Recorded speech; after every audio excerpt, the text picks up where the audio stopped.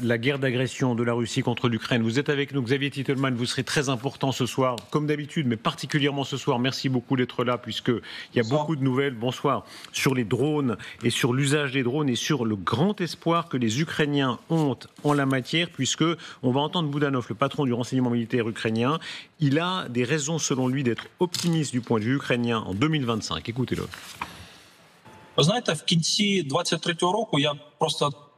L'année dernière, un journaliste m'avait demandé mes attentes pour 2024 et je lui avais répondu en toute honnêteté que malheureusement 2024 allait être une année très difficile.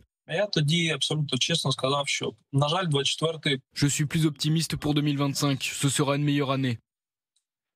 Il y a des raisons objectives à cela et j'espère voir de nombreuses situations s'améliorer.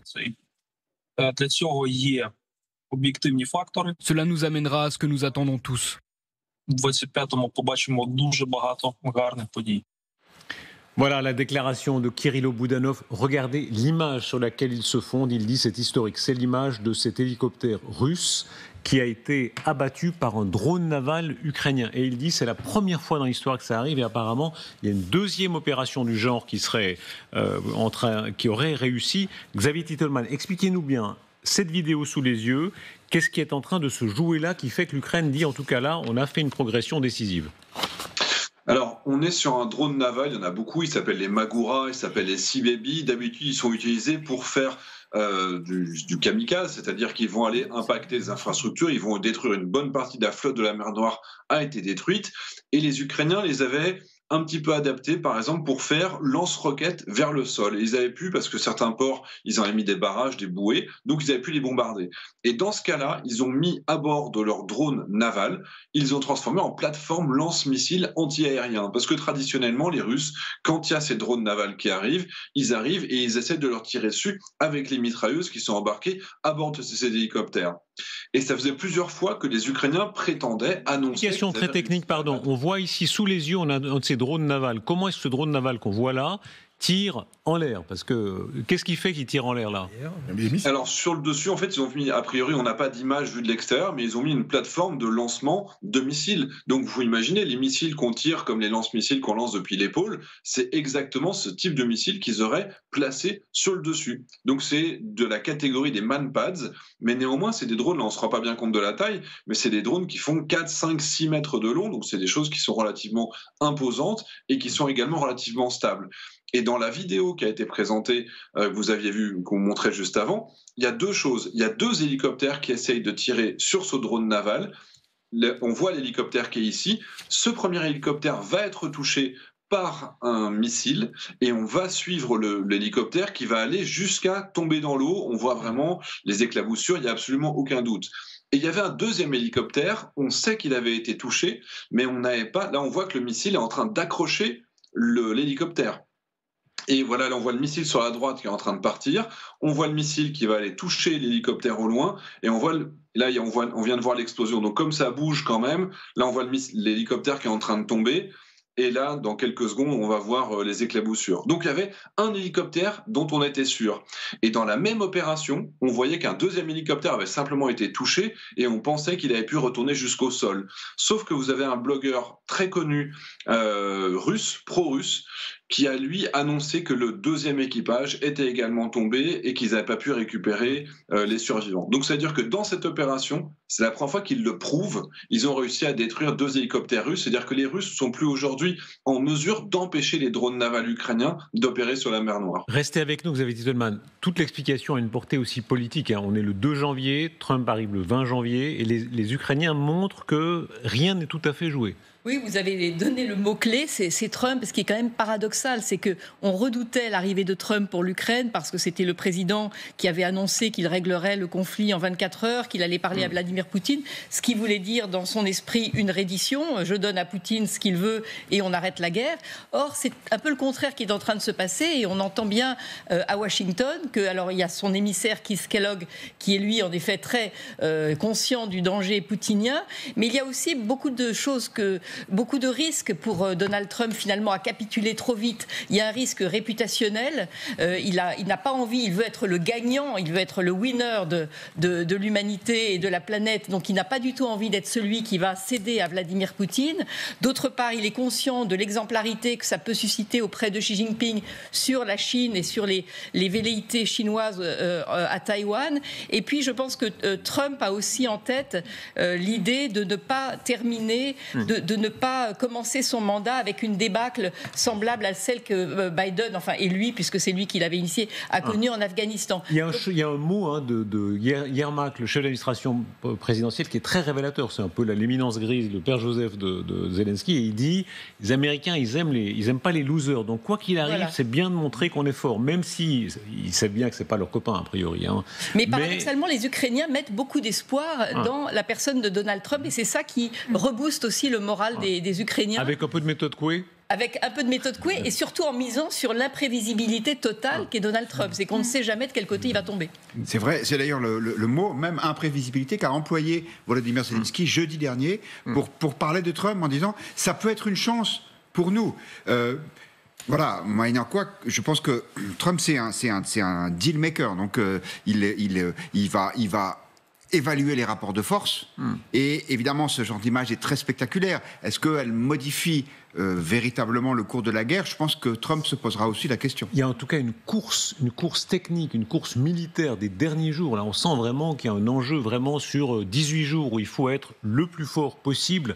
Écoutez ce que dit Boudanov, encore lui, mais cette fois c'est un aveu de faiblesse. Enfin, en tout cas, il dit il y a un domaine où les Russes prennent, hélas pour les Ukrainiens, de l'avance, c'est en matière de drones à, comment dit-on ça, à fibre optique. Et là encore, on aura besoin de vous, Xavier Titelman, mais écoutez d'abord Boudanov.